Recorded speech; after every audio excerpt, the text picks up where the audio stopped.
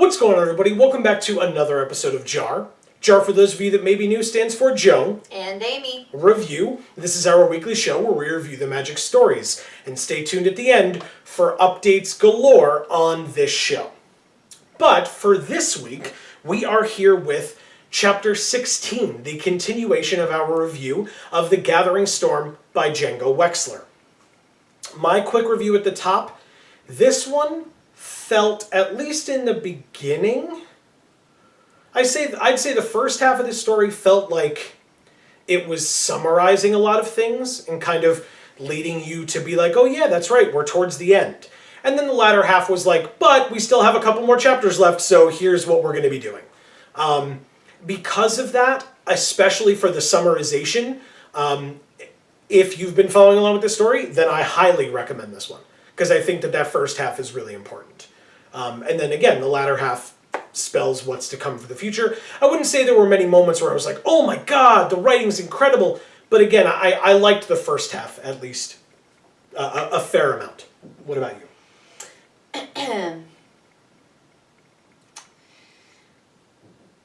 I think this story tried very hard to be good at character development, but fell short. Ooh, interesting. Okay. I'm looking forward to unpacking that a bit. But okay. So, does that mean that you don't recommend it, or you do, or? I pretty much always recommend that someone read the story before watching this video. Fair. But nope, that's what I'll say about it. Oh, okay. I was going to say. I thought you were just going to let... That's what I'll say. Okay. I always recommend you read the story first, but there are really very few cases where I'm like, yeah, it just was not worth it. Don't waste your time. I feel like there's been a couple of times where we've said it. This was worth reading, just less worth reading than I was hoping. Well, and I would say... I mean, it's a chapter of what is supposed to be a novel. It's just being released one chapter at a time. I think this chapter, in and of itself, would be a very poor short story, right? Yeah. It doesn't really have much of a beginning, middle, end. It's like a culmination. Like I said, it's like a culmination and then a lead-in. So it's like very transitional and not much of its own story in and of itself. I think it would be a bad chapter as well, to be honest with you. But I do see it as being very transitional. I will agree with that. Okay. Fair enough. So that's our quick review up at the top. If for some reason you come here for the quick review and then decide whether you're going to go read it for yourself or not, then take those opinions, because they are solely our opinions, as you may. And then we encourage you, if you then leave here to go read it, to then come back and join us afterwards, because we would love informed discussions and opinions. Yes. So onto the full review itself then. The first part was Ral and Tomek. And when I first started reading this, it was like, oh, Ral and Tomek are like walking in the street and they're being really, like, you know, they're having like a couples moment. And at first I was like, oh, this is kind of a big deal. Ral is not working to be with Tomek, right? That was my first thought, because that's really what they stressed in chapter 15 was like, Ral went right back to it, right? He's just working like crazy, and to the point where Tomek had to come to Ral's work to see him, right? To his workshop or office or whatever you want to call it. And that's what it took to see his boyfriend, significant other, whatever you want to call them, together. But that's where Tomek had to go to see Ral. And now they're able to actually walk together in what seems like some bit of privacy. And having a moment to one another that I think is the first time we've seen a genuine couples moment between the two of them that was not like locked away in their apartment together. Like actually on the street, openly walking with one another. It doesn't really get to the physicality until the end of the conversation, but at least being in public and kind of having even a moment to breathe enough to talk about that. I thought it was a great moment. Okay. I thought it was really cool. Did you? It was okay. I wrote, it's kind of, both of them were like, listen, I know you. You know, you did this because of this, and I did this because of this, or you know, they say that to each other, which is really nice. It's a really nice moment of like, listen, I get you, right? I understand where you're coming from. I respect that, etc.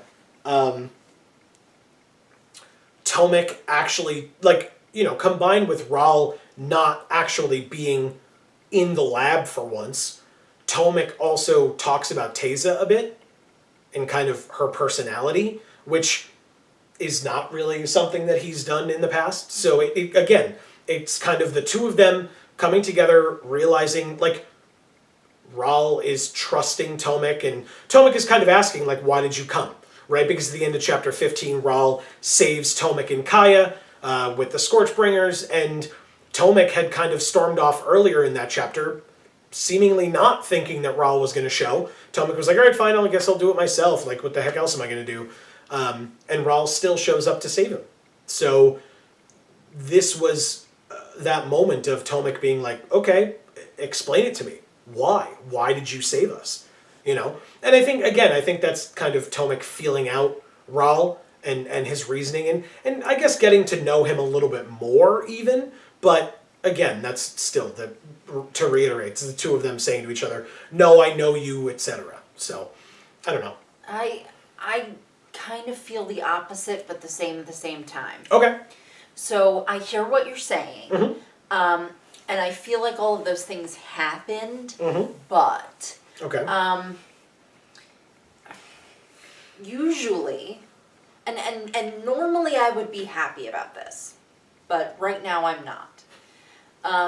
Usually in a story, when that sort of an arc happens, it's like a huge redemption at the end, right? Like, oh, he came to save us, it means he actually really loves me, and then they're like kissing for the whole rest of the movie, right? Mm-hmm. It's this wonderful Right, happily ever after. That's as the camera zooms out from them, and that's right. yeah. Or okay. it's like spinning around them, or, you know, whatever stupid, cheesy shit. Normally, I would prefer it to be less like that and more realistic. In this situation, I can't say that I like how it went. It was okay. When they had the conversation in the last story where Tomek was like, okay, fine, I'll just do it myself. They had taken a bunch of steps forward in their relationship, and then at that moment they took like 100 steps back, right? And I was hoping that this story would bring us back to where we left off. And it really didn't. It only brought them like halfway. They took like 50 steps forward. Interesting. Okay. I feel like. And so there's still a lot of a discrepancy left in their relationship. You say that this dialogue between them kind of means that they're understanding each other, and I think quite the opposite. I think this dialogue between the two of them means that, you know, is actually really showing how little they do understand each other and how little they do trust each other in a more specific way than how we saw it before. Because we saw it before and we were just like, hey, what the hell? You know? And then now it's like being explained a little bit. It's like, oh, okay. No, I'm seeing where you're actually at now. Okay. I don't like it. I don't like where you are. Okay. Oh, all I can say in response, because I think those are fair points. The only thing I can say in response is, despite the fact that, like I said, this felt very much like hey, this is the last chapter and everything is culminating and etc., at least in this portion with these two, there is a possibility that there will be more in the next 4 chapters. There are only 4 more chapters remaining, and there's a lot of other things still left to do, but it's possible that there is still more relationship discussion or further closing of this between those two later. I don't know that for a fact, because we are doing this step by step, chapter by chapter, so I have no inside information, but it's possible. So this chapter does not have to be the one that culminates everything, maybe this was only step one. Maybe it wasn't. Maybe this truly is the last time we see the two of them together, but it could be. I would hope not. Right. I would hope not. Okay. Especially since this is supposed to be the precursor to things that we've already read. Right. From the mindset and standpoint that we were at the beginning of that, we've got a long way to go for this to get us there. Does Fair that enough. make sense? Yeah, of course. Fair Like, enough. it's just way off. It's just, like, it seemed like Rahl had been keeping Tomek at arm's length, right? And then all of a sudden when he made that comment, it was like 15 miles. But now it's still quite a few arms. It's still quite a few arms.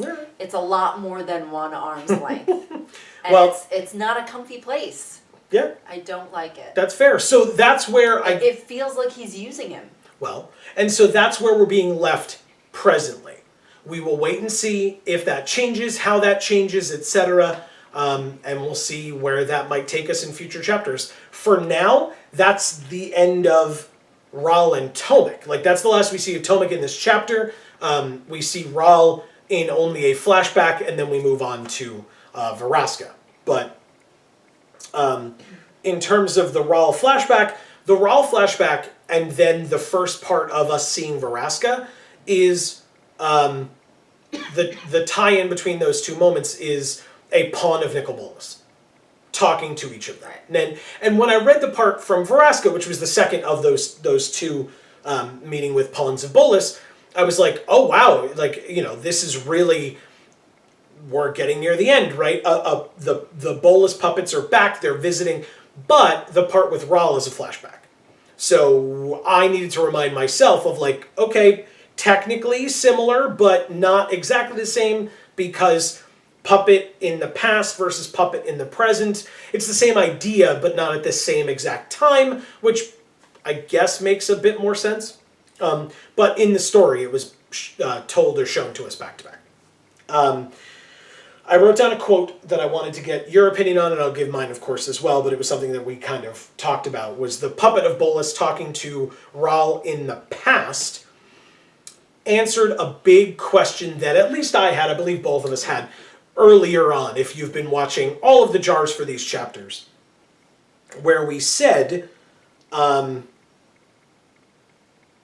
we were curious if Bolas put all of this nonsense on Rahl, or put him in these tough situations, because Bolas knew that he was going to be a planeswalker and wanted him to spark. Right. Because it seemed that way, but we were unsure how that would have been possible, because that's not something we've ever heard of before, and Bolas's powers that we are aware that he has do not seem to be those that would allow for that? Inherently show it. And maybe I said it, maybe I didn't. I would have to go back. I feel like I felt that it could have been something like, oh, well, you see that the person has that potential. I feel like I said that, but again, I'm saying that now after the fact that that statement was said in this chapter. So I could be just misremembering. But the line is from the Bolas puppet / Bolas himself. When I think someone has potential, I do my best to encourage them and place them in my debt to facilitate our later collaboration. Now, do you remember what your response was to that? Because I thought that was brilliant. Such a dick. That wasn't technically what you said in the moment, but that's not wrong. It was one of the comments that I made. Yes. But something else that you said, which I thought was very interesting, was we're finally getting some truth. Yeah. And that's almost certainly something that, when it comes to Nicol Bolas, I at least have been keyed into just not believing a damn word he says. Seriously, from the moment he appears to the moment that he leaves, you cannot trust a word that dragon says. Nothing at all. And yet, I agree with you. That statement felt real. That was like one of the few statements that Bolas makes, besides like, I want to be all powerful, right? Like, that's one of the few statements that Bolas has made where I'm like, no, yeah, that actually seems like a real thing that he's saying. Well, you have to realize, okay, someone who manipulates people that much and to that extent and that often has a lot of things that they say to manipulate people, not because it's true, right? But sometimes the truth helps them manipulate people. Mm-hmm. So there are times when speaking the truth is actually more helpful than telling a lie. Oh yeah, In manipulating people. Right, And in this particular instance, I'm actually a little bit surprised that he said that last part, because I don't think that it was definitely necessary for him to say that, because I feel like that shows his hand a bit too much. I think he just figured, because he says to Rahl at one point, right? Like, Rahl's like, well, I don't need any of that. Like, Bolas starts to threaten Rahl about, like, I'm going to take all this stuff away from you. And Rahl's like, I don't need any of this. Like, I have what I need, kind of pats the thing on his back. And he's like, I don't care about anything else. Goes to, get ready to planeswalk away. And Bolas is like, I can follow you anywhere you go. And Rahl's like, that doesn't matter. Like, I just don't care. And so I think from Bolas's perspective, the reason that he was okay with showing his hand in that way, which I agree with you, I think that may have been a miscalculation, but I think from Bolas's perspective, Bolas is like feeling kind of the same way Rahl is with, I don't care, I already have you, right? Like, whatever you do, whatever you think you're going to do, it's not going to work, Right. because I already have you in my grasp, I already own you, or I already know what you want, and so I know what to manipulate you with, and I know how to find you, and I know how to pull your strings appropriately. So I think from Bolas's perspective at that point, it didn't matter. It didn't matter what Bolas said. Now I will agree with you. I think it's very interesting that, yes, manipulators will know when to use the truth. They know when speaking the truth is important, and I feel like sometimes that is in regard to when people are starting to sniff out the fact that they're lying all the time. Right. So then they start telling the truth enough to, like, win their trust back. Yeah, or throw the person off the scent of the fact that they're constantly lying and manipulating. So I thought that was that's a really good point. I thought that was interesting. That he told the truth for once, and it wasn't. I don't think it was that in this instance that Bolas was doing it to throw Rahl off the scent. I think, like I said, I think he was doing it because he felt like there's nothing you could do about it no matter what I tell you, so here, I'll tell you the truth. Who cares? In that moment. I kind of think that it was more as if to be like, look, this is what I do. I help people so that I can force them to help me. Yeah. Meaning, I'm forcing you to help me. Yeah, get used to it. You have no choice. Mm-hmm. And the end. Yeah. So maybe, but to me, that's a desperation thing. Like you said, Rahl is on the precipice of saying, well, F it. I don't care. Yeah. Do whatever. Yeah. You've already ruined my life. Who cares? Mm-hmm. And so I think in Bolas's mind, he's a little bit desperate, and he's going, okay, what can I say here that will make him realize that, like you said, resistance is futile, and I think I really think it's a desperate move for him to blatantly say like that, like, look, this is what I do. I make people owe me. Okay. It's okay, so it may be desperate. It may also just be that he is that cocky. Well, the reason why it was worded the way it was worded was so that he could sound cocky. Mm-hmm. Instead of sounding desperate. Okay, fair enough. But it's a little bit of both. Okay. Then we get to the Vraska portion. And again, there's the Bolas puppet, but that's to set up future chapters. Like, it's just, the Bolas puppet shows up and is basically like, this is where you're going next. Send all your people, and Vraska's like, I'm not killing any more of my people. I'll go. Wrong. That's Rakdos. But I'm just. I liked what you said. Oh yeah. And basically, like, this is where you're gonna go. It's going to be to deal with Ral Zarek, send your people, set a trap. And Vraska's like, I'm not sending any more of my people, I'll go myself. That's not what I want to talk about with regard to the Vraska portion, unless you wanted to touch on any of that. No. I just felt like that was very much like, this is what Vraska will be doing the next time we see her, right? It was just a way to set that up, and that was the end of that. Okay. The thing I want to talk about from now until the end of the episode, for however long this takes, and you can check the timestamp below, because we've been talking about this for a while, and so I apologize, but I also don't, is Mazarek. Because Mazarek comes back in, and Vraska questions his loyalty to his face, and he's like, well, I got caught up with thralls, and I'm sorry. I couldn't get there, that's why Zedek died. And Vraska, well, and again, not just Mazarek, but Mazarek and Zedek and Jace and Vraska and all that nonsense. Because it is nonsense. Right. Again, my opinion, but it's nonsense. It's absolutely infuriating to keep reading it like this. And it has, again, I said to Amy before we started filming, and not that I thought you needed to hear it, I was more saying it for myself. This has nothing to do with Django Wexler. Django Wexler, I mean, we're on chapter 16, right? The man is not a bad writer.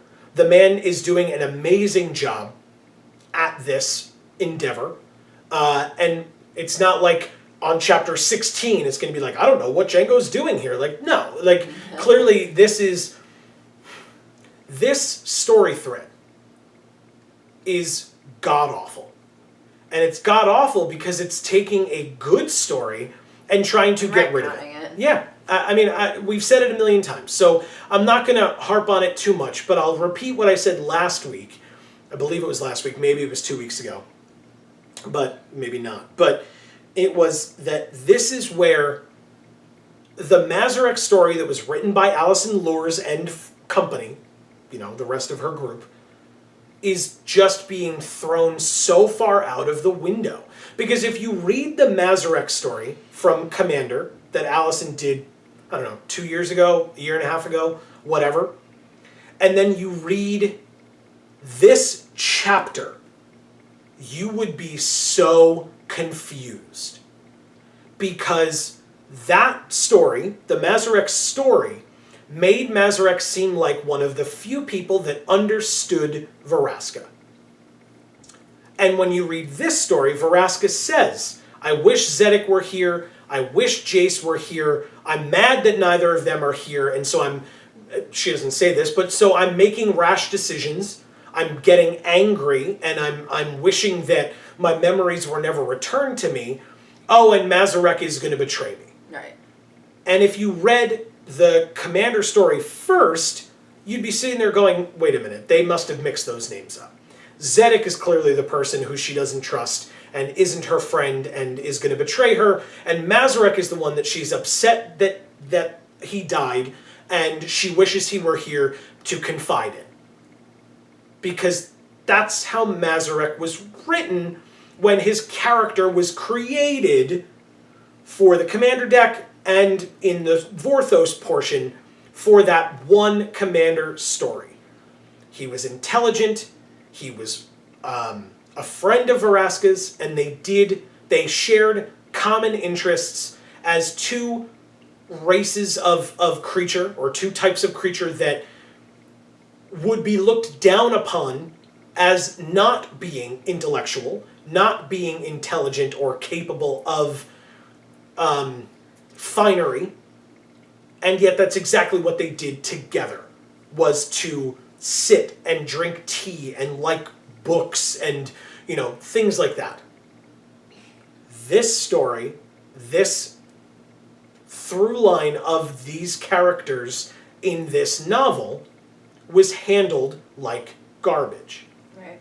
And again, that's not Django Wexler's fault. These are pre-existing characters and stories. If Django is not properly prepped on those characters, then how is he expected to write them properly? And again, don't misunderstand, because I'm using that phrase or that statement kind of globally, And because you're I making don't. it sound like an accident. Because exactly. When it Thank was you. on purpose. Thank you. Yes. By Wizards of the Coast. By the current story team. They turned their focus elsewhere from Jace and Vraska And I don't know why. I mean, possibly because they're turning their focus more heavily towards Liliana, which is kind of blatantly what it seems. Yeah.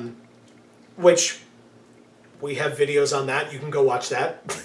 I have a lot to say on that topic. I was going to say, I won't make you reiterate it because that's not technically what we're here for, but it really does. It really does seem like they're getting rid of the Gorgon character as the main female face and putting in Liliana instead. Right. Not Nissa, not Chandra, Liliana specifically.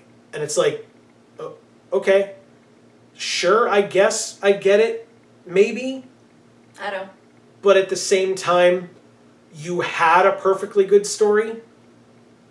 So unless... all over it. Well, so unless you are shallow and afraid that the character that you can't make attractive enough as a Gorgon with tentacles on her head isn't going to be a good female character for you, and you want to use the attractive woman who's in the sleek black dress with the long black hair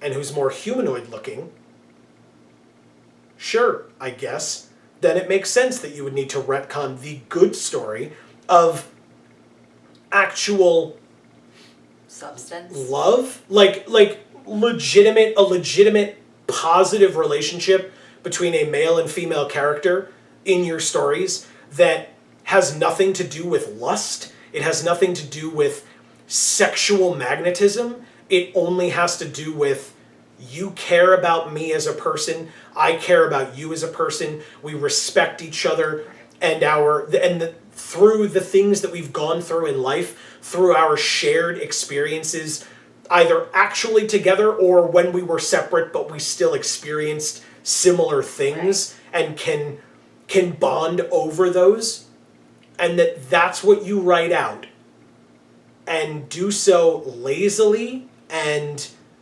pathetically, to be honest, because of reasons. Yeah. Reasons that Presumably because Liliana's sexier to you. Well, and again, this is speculation. We have no inside track, but at this point, this is what we're saying, right, is what it looks like, because damn, it sure looks like this is what's happening and why it's happening. Yep.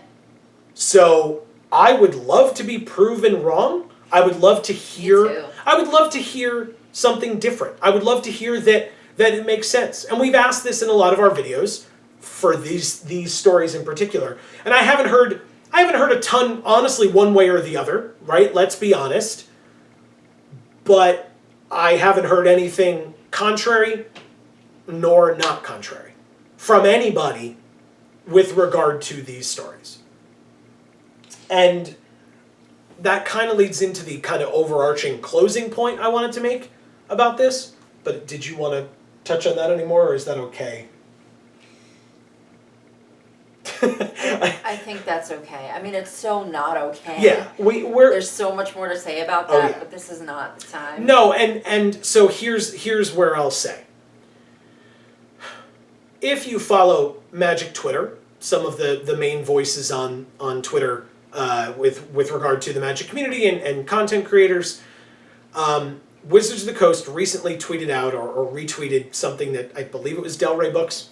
I could be wrong. I think it's Del Rey Books who put out the War of the Spark novel and are going to be putting out the War of the Spark Forsaken novel in mid to late November. And they put out a little teaser of the book by using a quote from the novel in their tweet that was awful. And again, to further our point that we just earlier made, I'll give you one guess who the quote was from. It was from Liliana. And the quote was technically Kaya was there as well. I don't want to gloss over that.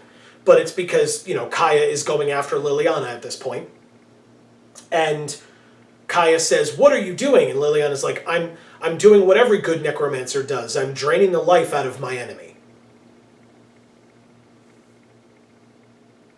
Okay. I'm sure her. Okay. I'm sure her dead lich brother would appreciate that.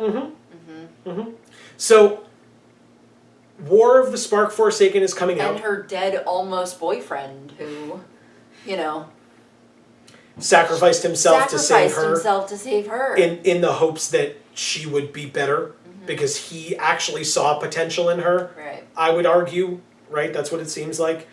Anyway, that's neither here nor there. That novel is coming out. I believe we've already pre-ordered it because it was there and it's Vorthos content, so we're going to be consuming it one way or another. I know that there are many. Exciting. Oh well, and I know that there are many people who are not interested, especially after the last one, and who are truly as many.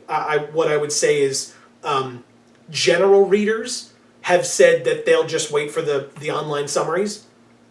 Well, and which is fair. And you can feel that way, whatever, you know, but it's also important to read the bad material so that you can tell the company it's bad. Well, because that's the only way to then get them to do good material for you. I would somewhat disagree with that statement. Because some of the people that I've seen, not all, but some of the people that I've seen have said, I already read one crappy Greg Weisman novel from you. You're not getting me to pay for a second one.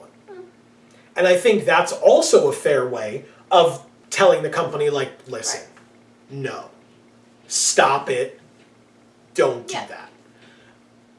What I think your point is, which I agree with, is there are a lot of people who are saying, you know, I read the professor's, or I watched the professor's video reviewing the story. He didn't like it. Glad I didn't buy it. Definitely not buying the next one.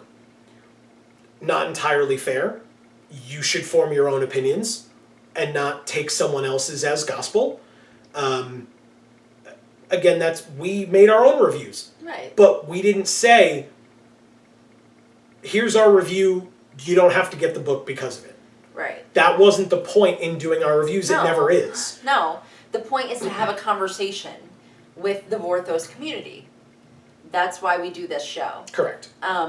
Because we want to read and analyze the material to the best of our ability.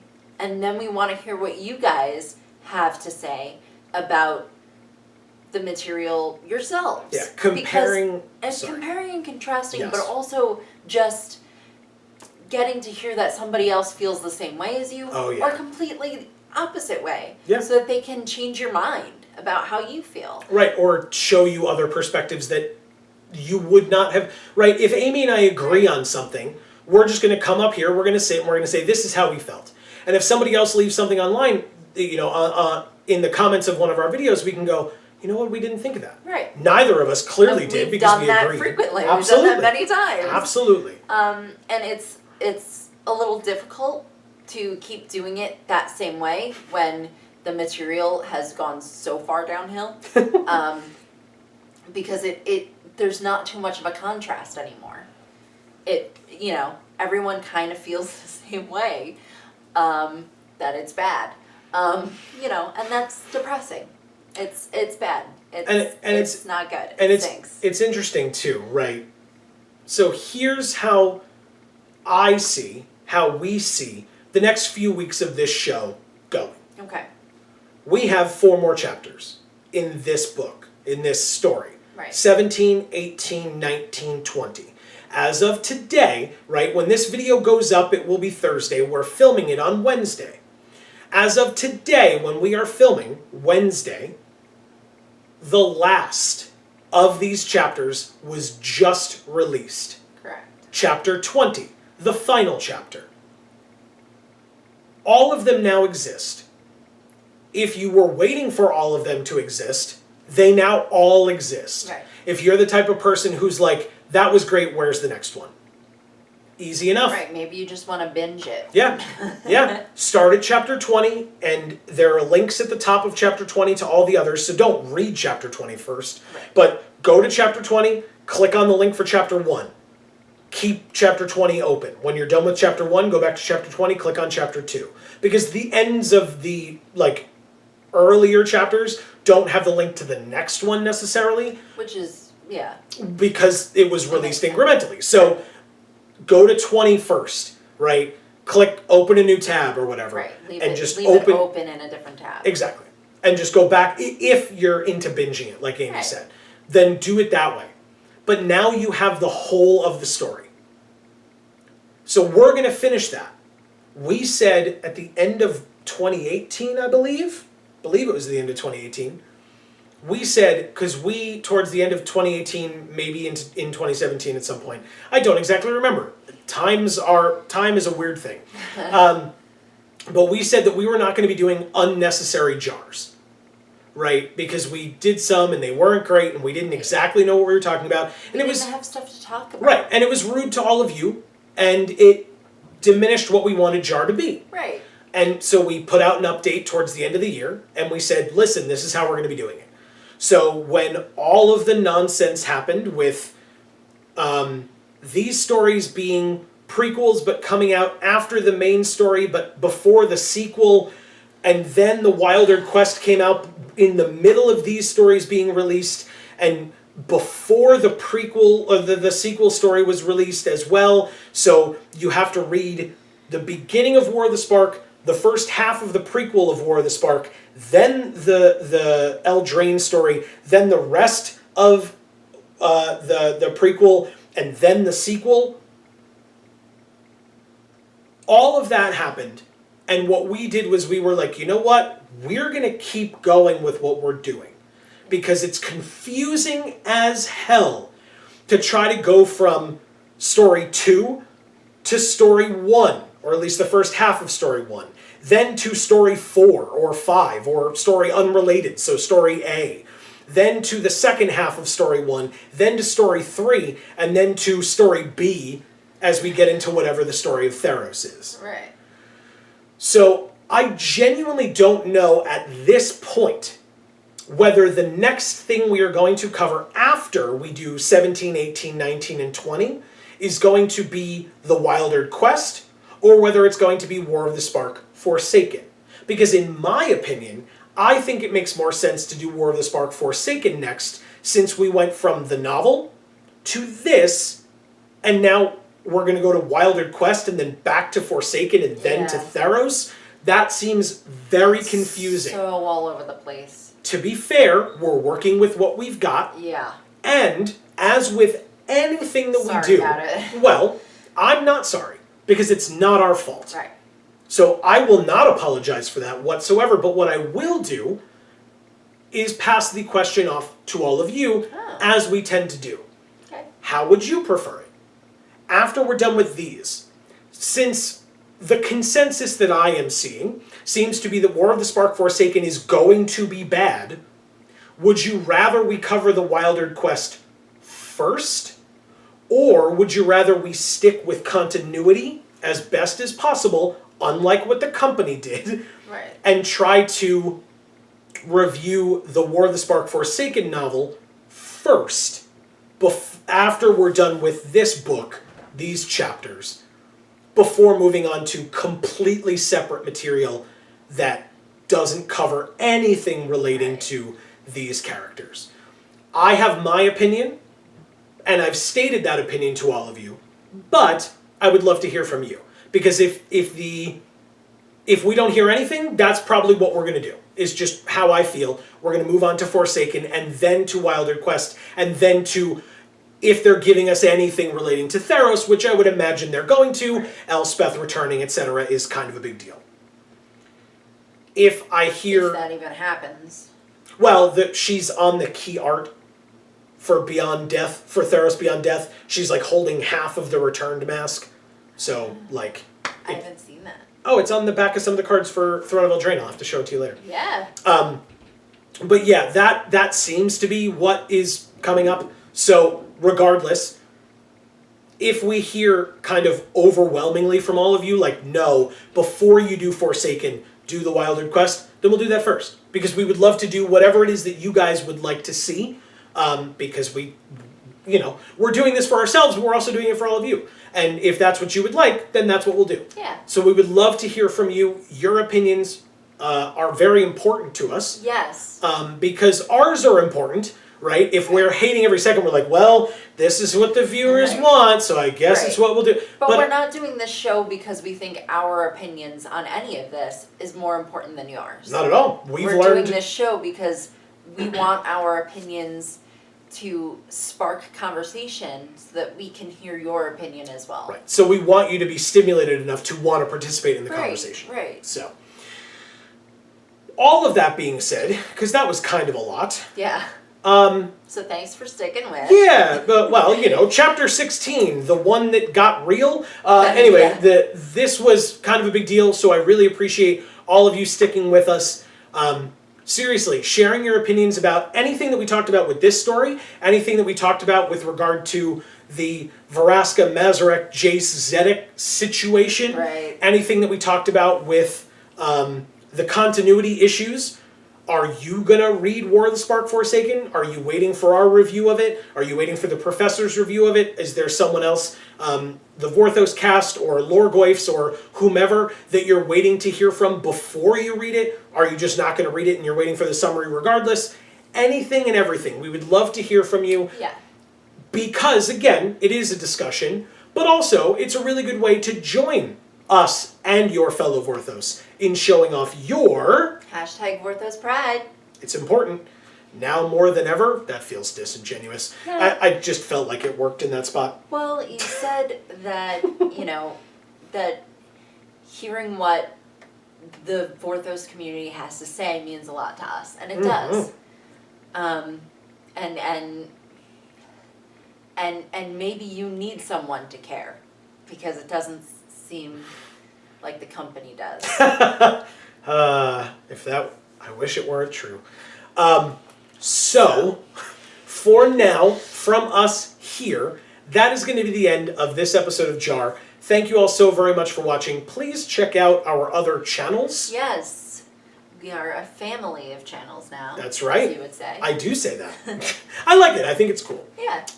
We work quite hard. We put out definitively 4 videos a week, occasionally random bonus ones here and there. But at this point, definitively 4 videos a week. We have this channel with Magic content, and we have a video game channel. We've actually been doing a draft, an Eldraine draft over from MTG Arena on this channel. It's been going very well, and let me tell you, we may have recorded some of the other episodes, and you might want to stick with it, because, oh boy, it gets interesting. Yeah. Very, very cool. So, definitely thank you all for hanging out with us in this video, in any video. From the Geek for All family of channels, I have been Joe. And I'm Amy. And as we always say, in whichever video of ours you watch next, we will see you all next time. Thanks, everybody.